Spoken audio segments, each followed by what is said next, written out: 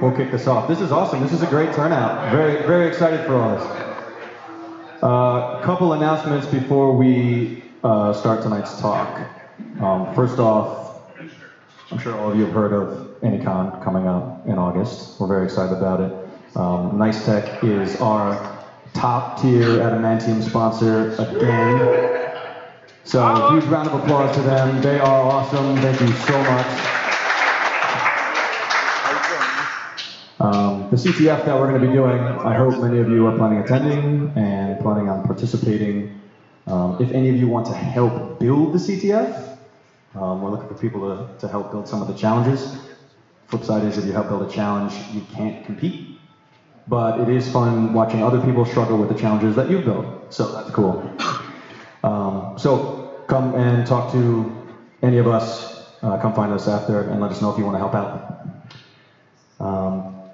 We got our 2 keynote speakers for Anycon this year. It's going to be Deb Snyder. She is the CSO for New York State. And Anne-Marie Zettelmoyer. She's on the board of directors for SSH. And lastly for Anycon, the student discount was, the reduced ticket price was $75, and it had ended at the end of May, but we decided to extend it through the end of June, and it was dropped down to $50. So if you know any students that are looking to come, give them a heads up. All right, so without further ado, I will bring up Mr. Jon Gaines here to present to us the infamous case of Ulbricht versus the US and the story of the Silk Road.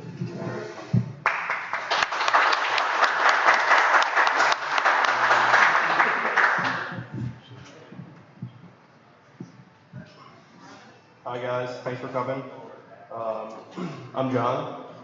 Really quick, I'll just touch on who I am. Security consulting, Stratum Security, alumni of Champlain College and Herkimer Community College. I really like cybersecurity, privacy, piracy, copyright law. Type of person who likes reading joint analysis responses and arrest warrants, court documents, stuff like that. So I'm going to talk about the Silk Road and Russ Ulbricht versus the US. That's the main case of the Silk Road. And before I start, I just want to make a disclaimer that there's going to be a lot of text on this.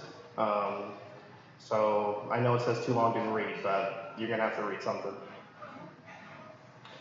Before we jump in, some really notable technologies that I'm just going to mention. I think most of you guys should know what they are. The internet, the onion router, or Tor as it's commonly known, the postal services, US Post Office, and Bitcoin. If anyone doesn't know one of those, you want to raise your hand and I can explain it, or I think we're good to go. Okay. Explain the internet.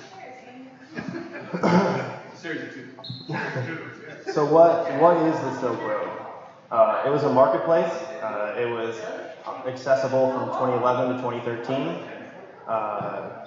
Supposedly, according to the government, it sold about $1.2 billion worth of drugs and other goods. Some of the other stuff, hacking services, fake documentation, guns. According to chat logs, they were approached to sell human body parts, which DPR, the head of it, said it's fine as long as both parties are agreeing to sell their organ. And so as long as it's they want to sell their organ, it's okay. And they also had cyanide for a little while on it. So it wasn't just drugs. It was all kinds of stuff. And how it made so much money was it used a vendor system. So you would sign up, and every sale you made, the Silk Road would take a cut. These are the main players involved. You don't really need to know their faces, but I figured why not? You could see a lot of these people are some type of government agent. It was a very long and broad investigation across many agencies. But I'm not really going to touch on each of them. You'll see them, I'll mention them. But if you want me to flip back so you can see who I'm talking about, what they look like, just let me know. So who knew that Ross Ulbricht supposedly ran this website? Before it was launched and shortly after, there was maybe 3 people who actually knew. Julia V, who's this picture, who knew. He showed her actually, the facility he ran it out of, and told her basically up to the point where he ran it. Richard Bates, which was a friend of his, who he reached out anonymously for help with PHP code. And then Erica, Julia's friend, that was informed when they had a fight and Julia went to see her friend and they smoked a joint and she told her, hey, by the way, my boyfriend runs this billion-dollar drug website. So knowing that, seeing all these authorities and these people knew, do you guys have an idea how he was caught? Was it Julia? Was it Richard? Was it Erica? Was it the authorities? One of his staff? Or maybe something else? Keep that in mind. So in the early days, Ross was in college. He was a master's student, while Julia was an undergrad student. He was in the Libertarian club, which makes sense because he's a lot of Libertarian views. And he started development on this site in 2009. It didn't launch until 2011, so 2 years he spent making it. A little before, maybe 1 or 2 days before it was launched, he posted on the Bitcoin forum about a drug marketplace, and on Shroomery, which is a popular site for magic mushrooms. Of course, at 4:20 p.m. he posted these under the handle Altoid, advertising a new site. You can buy mushrooms and heroin and all kinds of good stuff. That's good to note, because it is why he was eventually caught. Initially, he didn't know how he would get people to trust the site. How can I get people to sell their drugs on it? So he took it in his own hands and he grew magic mushrooms actually himself before the site launched, so that he had something on it when it did launch. If you guys have not heard, his handle, which I mentioned on that people page, was Dread Pirate Roberts. That's a reference to The Princess Bride, a book and a movie. The main idea behind it is that if I call you DPR, I could pass that name down, and so that DPR lives forever. And that was the concept from the movie that really captured him. And I'll explain later who gave him that idea. And then I also have a quote from the final court appeal because, technically he claims he was not DPR. He already handed the site over, and that was his defense, was that he abandoned his interest in the site. The guy who was running it smelled that the government was on his tracks, so he said, hey, Ross, can you help me out really quick? And got him blamed for it. When he was arrested, there's a lot of evidence, and a lot of this evidence is going to really make you question his defense. So again, there's a lot of text, but I'll just go through it as quick as I can. When he was caught red-handed, logged onto the mastermind page or the admin panel of this website, and also signed into the staff Tor chat as Dread Pirate Roberts. This was in a public library in San Francisco, so he was caught red-handed, you could say. On his computer, they found a PGP key, which was used to sign all of the messages that the lead administrator and then once took on the persona of DPR used to post on this site. So that's pretty damning as well, because the PGP key never changed throughout the existence of this site, even though he stopped running it, after a few months. He also had instructions on accessing the staff Tor chat. Thousands of pages of chat logs. As it turns out, Tor chat by default logs, and he had no idea that over the course of these 2 years, it was logging everything that he was typing in it. He also had detailed journal entries of himself maintaining the site, lists that tracked ideas to add to the site and possible giveaways, stuff like that. A backup of the Silk Road database, spreadsheets cataloging both all the infrastructure related and all the assets related to the Silk Road. And $18 million worth of Bitcoin on a private wallet on his computer. The interesting part about that stuff is his encryption was incorrectly configured, and that's why the government was able to access these. If he used proper encryption, these thousands of pages of chat logs and journal entries, they should have been encrypted and, null, but they weren't. Some other stuff I found interesting, they claim is evidence from the arrest. I think it's pushing it. They found logs in the chat that he was going to be traveling, and he told his staff members in October 30th, 2011, hey, I'm going to be traveling soon. And connecting to his personal Gmail, he saw, he bought a ticket for November 15th, 2011. And they claim that's proof that he is the same person. Another instance, he put photos on his Facebook, his personal Facebook, of Thailand in 2012, and they have logs of DPR in a Tor chat in January of 2012 saying, hey, I'm going to Thailand and I'm there now and it's great and I want to go to the beaches and the jungles. And they said, look, this guy's in the beaches and jungles in his new Thailand pictures on Facebook. It's the same person, obviously. And then also, a little side note, his laptop's now on display in a museum, actually in DC now. So seeing those evidence, they found on his computer, does anyone question that Ross is DPR? The other interesting, really big note about this case, it's the first case that I've ever heard of such, I guess, federal agents going rogue. Both of them, there was 2 agents that ended up going rogue, and they went separately. They weren't together. They didn't plan this together. They didn't know the other one was also breaking the law, but they both did. And I'll just kind of break that down, because I think that's probably the most interesting part about this case.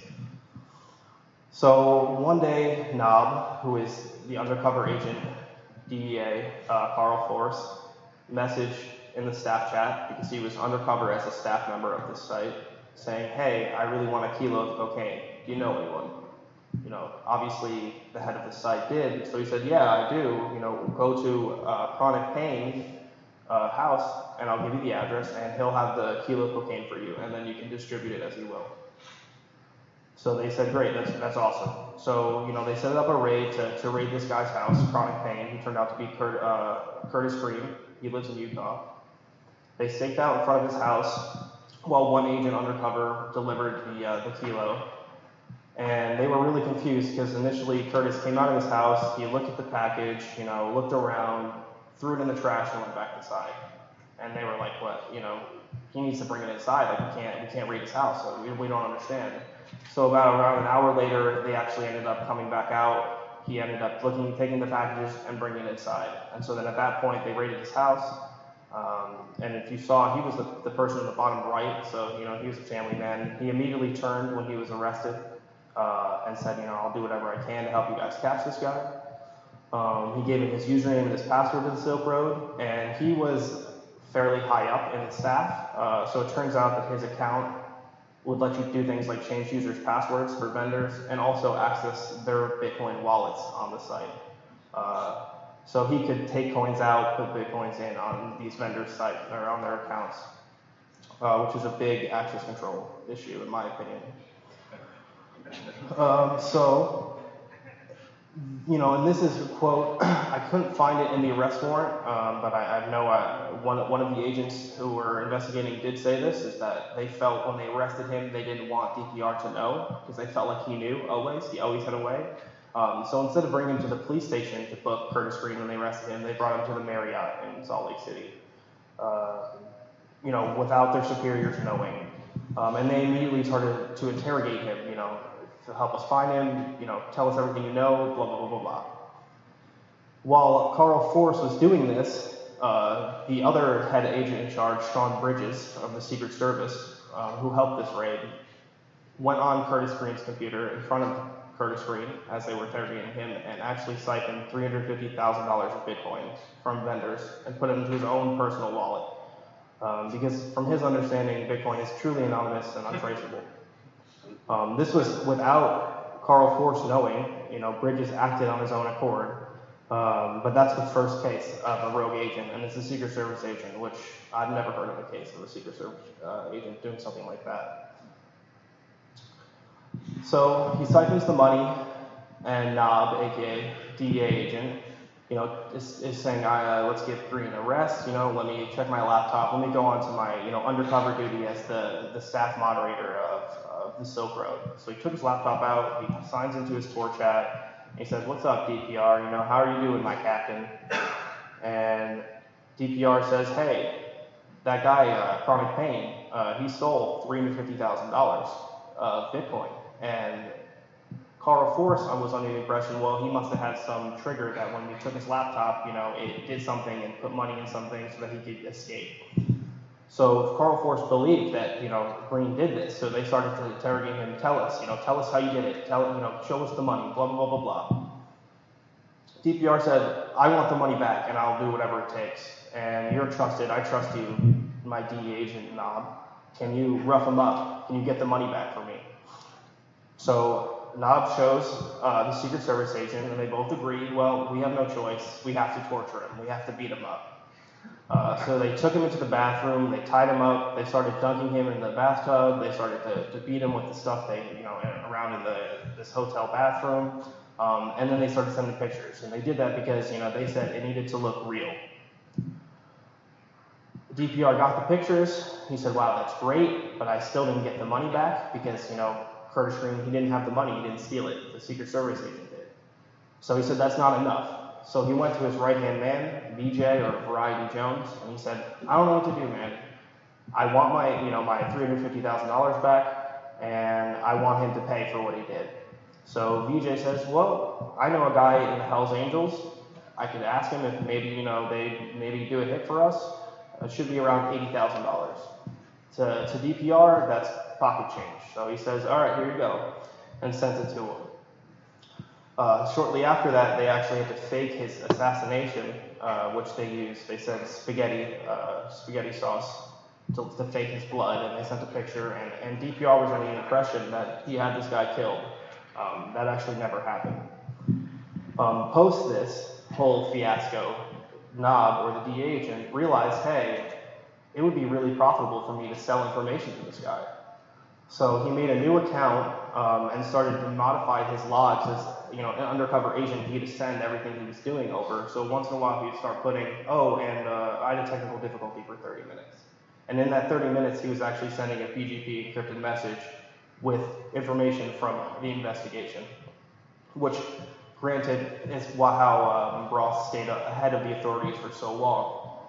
By the time Nob, or the DA agent, was caught, he ended up amassing about $870,000 worth of Bitcoin, which he doesn't have access to anymore. So not just one agent, but two went rogue in this. Not just one, but two, went against the law, and it did not equal fruit of the poisonous tree, which I found to be absolutely insane. So how was he caught? Operation Security. So what happened was this IRS agent who was put on the case maybe 2 years after they started investigating it was Googling, and he decided to sort by the oldest list, or the oldest hits. And he found a posting for help with search functionality of this anonymous drug site that, he can't say the name of it, but it should be life-changing, and he really needs help for it. And this person who posted it was under the handle of Altoid. Interesting. So using that Google query and that post on this forum, the IRS agent requested the emails associated with this account on this forum, and the email was frosty@frosty.com. It should be a dead end.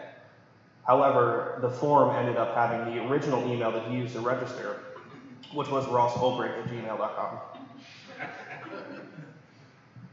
Yeah, that's a... So, given this was months before the site launched, but that's pretty damning. At that point, he subpoenaed the IPs that hit this Gmail account from Google, which Google happily complied, gave that to him, and using that, they were able to pinpoint him to an IP address, both his location and the IP that he was connecting from. At that point, they deployed a pen register and a track and trace device. Track and trace devices are the incoming traffic, and pen registers are the outgoing traffic.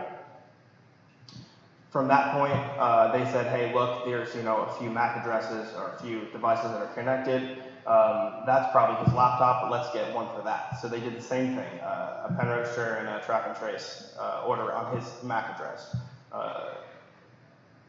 Now all you need for this is a attorney to sign off on it.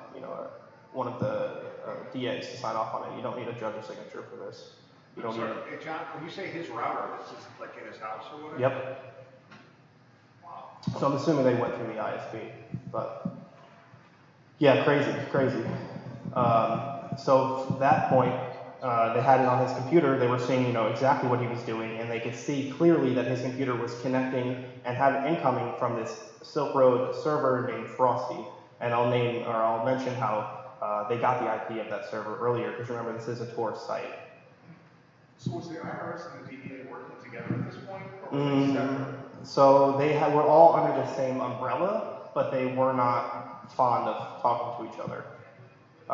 They said, okay, this guy, IRS agent is on point in this part of the investigation, and DEA is here, and Homeland Security is over here. But no, they weren't really working together per se. Depending on which agency it was, they could look at the other files. Like the DEA agent who sold information, he could see the files and the investigation going on. But no, they weren't in like that. The Homeland Security agent, he was in Chicago. One of them was in Baltimore. So they were all over the country. So no, they did not work together like that. It wasn't until Curtis Green's raid, really, that Secret Service, the DEA, they did that together. And from that point on, basically, they were all kind of working together. But the Homeland Security agent himself, he had to go to the judge and say, hey, I want to investigate this, even though there was already 6 other investigations going on. So yeah, no, they were not working together like that, unsurprisingly. So after they saw he was connecting to the Silk Road main server, 2 weeks later, he was arrested. The site was seized. That's actually an actual screenshot if you visited it with the actual URL. So why is this such a crazy thing? It doesn't sound crazy. They found his IP, they got his router, they got his home laptop. I'm not going to read this all, but basically there's a thing called the third-party doctrine from the Smith versus Maryland case, and that was a phone, and they said, look, without a warrant, you can see what phone numbers you're dialing on the phone and which numbers are coming in. That's it. You can't see if you guys connected, if they talked, what they talked about, how long it was, anything like that. Just the phone numbers. What that equates to in our time in the digital age is the dates, the times, the IP addresses, the identity of the source, the durations, the ports that it was transmitted over, any TCP data, and any other electronic communication. That's not equal in my mind, but according to this case law, that is, so just keep that in mind that, the number you call is equal to everything you do over the internet. Current status of this case, Ross William Ulbricht, he was found guilty of counts 2 and 4 and all others. He was charged with a total of 7, although they did try to charge him with murder. But it turns out all 5 of the murders he tried to commit or he paid someone to commit were not committed.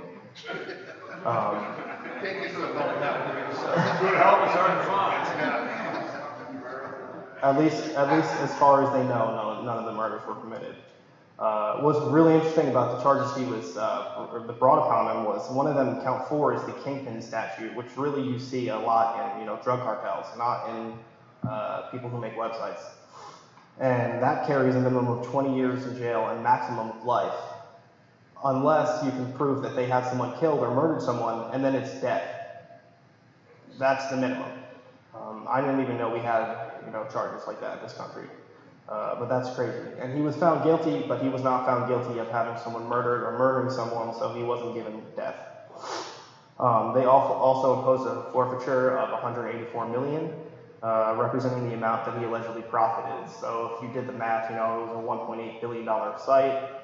He got about $200 million from the drug transactions. Where did the trial take place? What state? That I'm not sure. I would say Maryland, but I don't remember off the top of my head. And the most current status, the Supreme Court, the highest level, recently denied his appeal, so he's stuck for life with no chance of parole. That's it. I guess we shouldn't do that. No, I wouldn't suggest that. This just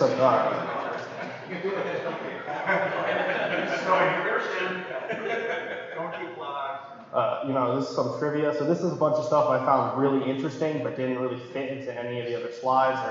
So this, bear with me. It kind of goes from the beginning to the end, to the beginning to the end. But this is just some interesting facts.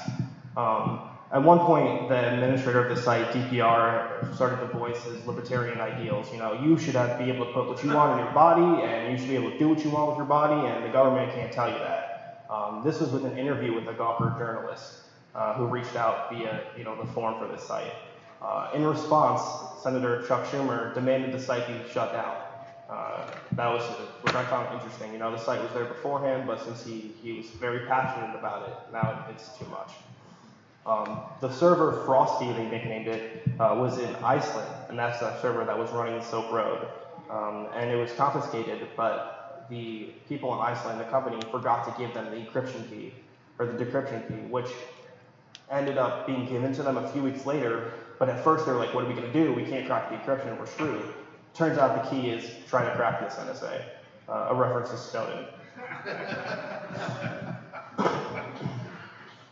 How they were able to determine what the IP address of this Tor server was the FBI agent Chris Tarbell, who's pretty well known for his cybercrime investigations, leveraged a vulnerability in the capture system that was maybe for a few hours available, and using that vulnerability, which has not been disclosed, in fear that, and he argues that he won't be able to use that in further investigations if he does disclose it in court. He was able to determine the actual IP of the server, and it was patched within 2 hours, he said. Another interesting note, which people brought forward, saying, "Hey, you hacked the server, you hacked this company in Iceland, you can't do that." But his response is, hacking into a foreign server for investigative purposes is not against the law in this country. That's another very interesting point I found in this case. A side note, Tarbell also led the LulzSec investigation, which was a few years before this, including the raid on Jeremy Hammond, which involved the SWAT team, and that marked the first time a computer arrest utilized the SWAT team. So Chris Tarbell is not someone to joke with. Also, Hammond responded to his raid with threatening his loved one's life, the agent's loved ones, and that also happened again in this case. In total, I mentioned this, Ross paid for 5 murders, however, none have been confirmed to have occurred. In most cases, it seems that his right-hand man, Variety Jones, actually scammed him out of the money, which is basically the only case where he did do that, because they spoke all the time, every day, and he did really look out for Ross. But I guess when it came to him, he was happy to just pocket the money. Variety Jones, Roger Thomas Clark, was known as Mongoose on other drug forums. So if you guys are frequent of drug forums, I'm sure you guys know him. I never heard of it, but I guess he has a bit of a mythical status. He's very famous over the internet. And VJ was also the person that said, "Hey, lead administrator, you should change your name to Dread Pirate Roberts because, once one goes away, the other one comes, and that could be your great defense when you get arrested." And DPR said, "Wow, that's a great idea. I'll say it wasn't me, and they'll let me go." Has Clark been arrested? Yeah, so he was arrested. He was, where was it? I want to say Thailand. He was in a prison. And he was actually next to the guy who was arrested for Alpha Bay, who committed suicide. So they're trying to see if there's a connection between that. But yes, he was a while afterwards, maybe 6 months afterwards. But yeah, he was arrested. But ultimately because of this, because this guy, he's been on drug forums for 20 years, but somehow, he got involved in the wrong thing. So as I mentioned, the FBI agent's wife and children were threatened by Silk Road staff and vendors post Ross's arrest. And this is from a book, so, take it with a grain of salt, but supposedly his wife carried a gun around their house in New York City because of this, and to this day still does, because of how scared she was of being hurt.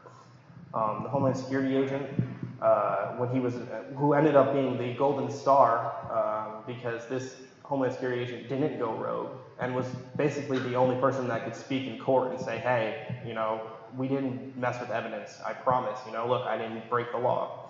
But at one point, he ordered 18 drugs off the Silk Road, all different kinds. Try to see, how many are getting back to the postal services, because how this case started was off one pill. One pill he found and said, "This doesn't make sense. Why is someone sending one pill?" Turns out it was a free sample. So he tried ordering 18 drugs, and out of the 18 packages, one was lost in transit, and the rest made it to him. And at that point, he said, "Wow, this must be a massive operation." But besides that, they had no way to know. I mentioned that Ross grew magic mushrooms before the site launched because he needed to have drugs on it, day one.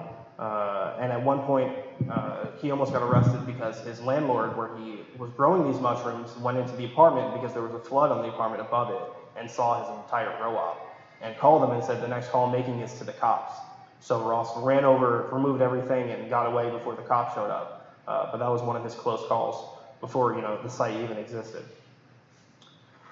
Where he supposedly got this idea is from a book called A Lodging of Wayfaring Men.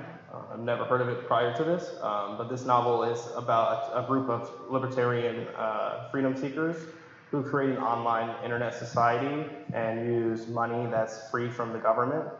Sounds pretty familiar. Seems like he definitely stole it from that. At one point, Ross planned on opening other sites. He wanted to hold conspiracy. The Armory was one of them, and that one ended up having a front end, but never really launched. A pharma site, Pharma Silk, and other stuff. Pharma Silk was going to be just for prescription drugs that weren't recreationally used. Although the Silk Road carried them at the time, they wanted to separate them. Those sites never ended up launching. Another interesting note was after his girlfriend went to Erica, Julie went to Erica's house and they smoked, and she said, hey, by the way, my boyfriend runs this crazy drug site. Erica got angry at Ross for treating Julie like crap, and so she went to his Facebook wall in the public and said, hey, I'm sure the authorities would like to know about this drug site you're running, which, basically made Ross want to kill himself. He immediately sold all his belongings and moved to Australia for 5 months. But that was on his wall. I mean, he deleted it, but I'm sure Mark Zuckerberg knew. And so all this trivia, all this stuff, I know it's a lot. This was in 2012. The stuff was over by 2014. He was already in prison. So let's look at today. Have criminals learned about Operation Security? It seems to be the downfall. Two really, really current cases that I thought really made the point clear. This guy, Roman, aka Track 2 Bulba and Nusix, which is Russian for psycho, was one of the biggest players in carding. So this isn't drugs, but this is selling, credit cards. He's a Russian national with powerful political appearance. They knew a lot about him. He was arrested in 2017. I believe he was just sentenced to 27 years. And his pre-arrest evidence included he registered 2 websites. So one of them was called Track 2, one of them was called Bulba. And these were the sites he sold his credit cards off of. And he used a personal Yahoo account for that. That personal Yahoo account was also used for his PayPal he used to buy flowers for his wife. That's how they connected him. He also used that Yahoo to purchase his VPS in Virginia that he used as a bounce box and a temporary storage for these credit cards, which they found about 1.8 million credit cards on it. From everything from Home Depot to Joe and Schmo's food restaurant. So that's how he was caught. And another really interesting case, another Alpha Bay, which was a replacement to the Silk Road, a much more current one. I mentioned that earlier. This guy Alex was arrested because it turns out when you register on the site and the welcome message saying welcome new user, if you look in the footer of that page, was his personal email account. So I would say no, criminals have not learned. And that's it.